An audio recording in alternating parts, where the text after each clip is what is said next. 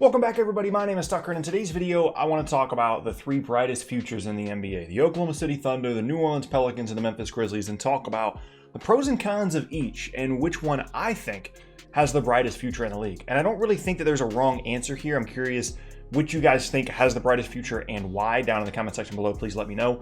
I always kind of group those three teams together, and I wanted to talk about them all together in a video today. But quickly, before we get started, if you enjoy content like this, then consider subscribing. I upload twice a day, every day, all throughout the NBA offseason, so it's a great place for consistent NBA content. You can also leave a like rating on the video as well. Helps me out a ton, lets me know that you're enjoying the content, and helps it get out to more people on YouTube. And you can check me out at various socials. They are at the bottom of the screen here, as well as in the description in a link tree: Instagram, TikTok, Twitch, Discord, Twitter, whatever it is. If you're looking for a social media site that I'm involved in, I'm probably on it, to that link down there if you guys want to go check that out. But with that said, let's talk about these three teams. So the reason that I continue to group these three together is because there are teams that have bright futures, right? Whether it's the Dallas Mavericks with Luka Doncic, Kristaps Porzingis being young players, then you've got the cap space that they're going to have in 2021, obviously have a bright future. Another team that comes to mind there, the Denver Nuggets, a team that just made the conference finals, still has a lot of young players on the roster, still plenty of upside with guys like Michael Porter Jr.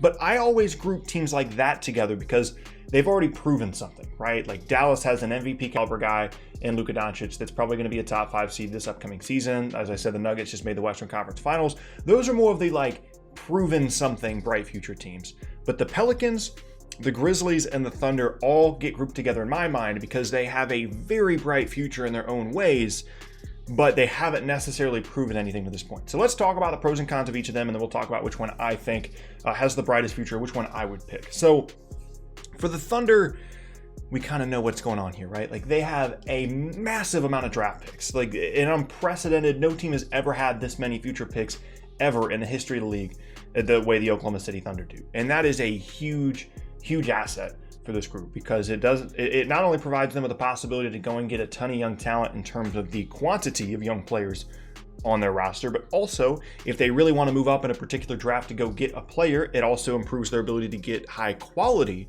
young players. And when it comes to flexibility on the roster, versatility wise moving forward, they can do pretty much anything they want from a salary cap, from a draft pick standpoint. Any move that they want to make, they're going to be able to make it, and that is a huge plus. And it's not just that. They've got a player on the roster in Shai Gilegeous-Alexander that I think is a future All-NBA caliber guy. He does a lot of things really well in the basketball court, has great change of pace. He never gets sped up. He's always doing everything the way that he wants to do it on the court, and he can do a little bit of everything. He can defend, he's got size, he can play make, he can score, he can shoot. He's not outstanding at any one thing at this point in his career, but how young he is and how good he is at so many different things and how much he's going to continue to improve, I have full confidence that Shai Gilegeous-Alexander is going to be a really good player. This season is a big one for him because we're going to see what it looks like when he doesn't have a ton of great complementary options around him, and he's either going to rise to that challenge and continue to grow out his offensive game and become a more dominant scorer, or maybe he falls back a little bit because he doesn't have those complementary options around him. But still, Oklahoma City has a lot of things going for them. Now, in terms of the negatives for Oklahoma City, they don't have anybody other than Shai on this roster that you feel really good about moving forward. Like, we can talk about Lou Dort, but I'm talking about potential future star type players. They don't have as many known assets here on the roster. They're banking a lot on that flexibility, on those draft picks, on whoever their own pick is in 2021. And they're banking a lot on those picks to be kind of the future of this team rather than having the future of the team on the roster right now, which just in general, but most specifically in comparison to these other two teams we're going to talk about, is a bit of a negative when you're looking at the future of the Thunder, but it's still a very bright one.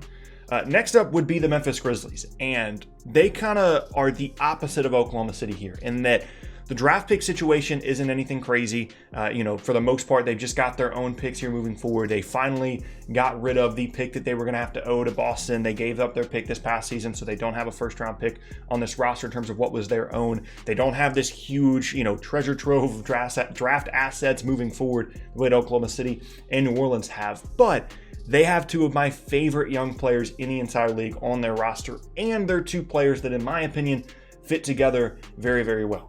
You're looking at Jah Morant, who had an incredible rookie season, right? And nearly led Memphis to the postseason, and is such an exciting athletic slashing guard that's going to continue to get better as a shooter, going to continue to get better as a more efficient playmaker.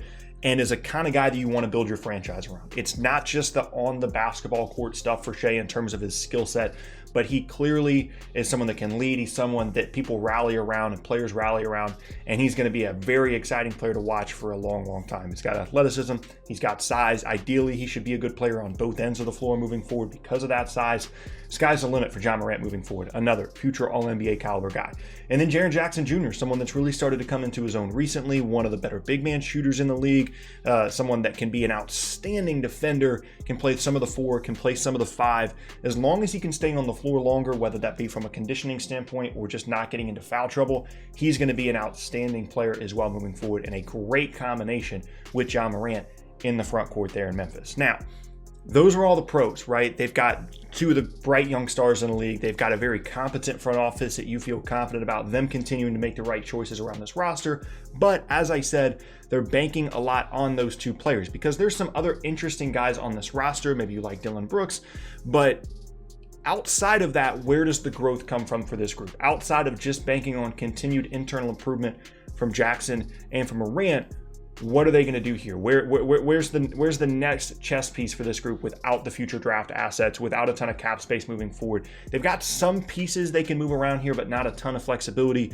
And it's possible that now that they're like a pretty decent team and not going to be getting super high draft picks, that the ceiling is a bit limited here, despite the fact that they have 2 really exciting young players. And then last up is the New Orleans Pelicans. And they, you could argue, have kind of the best of both worlds here, right? Like, they have proven players, proven assets on this roster, proven young guys that are going to be really, really good moving forward. The most notable, of course, is Brandon Ingram, a player that's proven to be an all-star caliber player right now, is signed long-term, is under contract moving forward. There's other interesting young players, guys like Lonzo Ball. Maybe you're still excited about Josh Hart. Maybe it's Jackson Hayes or any of the other recent draft picks that they've brought in, right? They certainly have no shortage of players. And then, of course, there's Zion Williamson. And he could end up being the best guy out of any of these other teams, out of any of these other players, whether it's Morant, whether it's, Jackson, whether it's SGA, any of those guys, Brandon Ingram even. Zion could easily be better than any of those guys, right? As long as he can remain healthy, as long as he continues to grow and improve, as long as he works on his conditioning, Zion Williamson has as much upside as any player in the entire league, in addition to all the other pieces that New Orleans has going for them here with the future draft picks, including some that they got from the Bucks this offseason in exchange for Jrue Holiday. They've got other pieces they can continue to move around here as well when you're looking at other veterans like Steven Adams, like Eric Bledsoe, JJ Redick could get moved at the trade deadline this year if they're not as good as they hope to be. All those other young players that I continue to talk about in the beginning as well, whether it's Jackson Hayes, other recent draft picks. They've got a lot of things going for them. Now, the negative here is injury risk. As good as Brandon Ingram was, there were some injury concerns for him coming into the season. Hopefully those don't resurface. He is definitely a slimmer build and hopefully can, continue to improve his conditioning and his strength to be able to hold up for multiple seasons continually throughout his career. Bit of an injury concern there. And of course, Zion. We don't know if he's ever going to live up to the promise that a lot of people have in mind for him. And if he doesn't live up to that, that certainly lowers the ceiling of this group moving forward. And from a flexibility and an asset standpoint, they're a little bit limited because Steven Adams and Eric Bledsoe are both signed to longer-term deals. Now, it's not the end of the world. They're relatively movable contracts. It's not like they're signed to 5-year deals or anything. But in terms of flexibility, it does limit them a little bit. So having talked about all those futures now, who do you guys think has the brightest future in the NBA out of those 3? I think that it kind of goes back and forth here, right? And I've said different things about each of these teams in the past, but having really thought about it now that the offseason is over, I think that I personally would lean towards the Pelicans. Here's my reasoning. I think that there are safer picks amongst this group. You could make there's no wrong answer here. You can make an argument for the Memphis Grizzlies because you're not counting on draft picks. You're not counting on random other young players on the roster to be really good. You're counting on Jah Morant and Jaren Jackson Jr. to be good, and you know that they are good. As long as they're healthy, they're going to continue to grow and improve together and be really, really good NBA players. There's a lot more known there about Memphis. Or you could go with the high upside pick of Oklahoma City, of thinking they could have SGA, Cade Cunningham, all these future picks, the ability to bring in a star, tons of cap space, and build a legitimate super team on the same level of Kevin Durant, Russell Westbrook, James Harden back in the day, right? Like, that's an absolute possibility for Oklahoma City. But for me, the reason that I'm going with New Orleans is because I think that they kind of have a situation similar to both of those teams, but combined. They have all those future assets in terms of draft picks. Hopefully they end up being something good for this group. And they've got tradable contracts on the roster, and Steven Adams and Eric Bledsoe should a star come available. And as long as Zion is healthy, he's the X factor. He's the wild card here. He can legitimately be a top 10, top 5 player in the entire league when healthy in his prime. I honestly still believe that. I know that, we've gotten maybe a little bit less excited about him because he had such an injury-riddled rookie season, but he might quiet those concerns really quickly as we start this next season. So for me, I think it's a riskier choice, and you could definitely go with a safer option like Memphis or a team that has a lot more flexibility and versatility moving forward in Oklahoma City. But I think right now, if you ask me to pick, I would go with the New Orleans Pelicans because of the combination of the picks and the players. Don't forget about Brandon Ingram. Don't forget about Zion. They've got other guys on this roster as well that can be good moving forward. And I think the brightest future in the NBA out of those 3 teams is going to be the New Orleans Pelicans. But as I said, let me know down in the comment section below what you guys think. But that's going to be the end of today's video. Once again, my name is Tucker. If you missed any of my previous videos, then be sure to check out the boxes on the screen. Thank you guys so much for watching the video. Hope you have an awesome rest of your day, and I will see you all next time.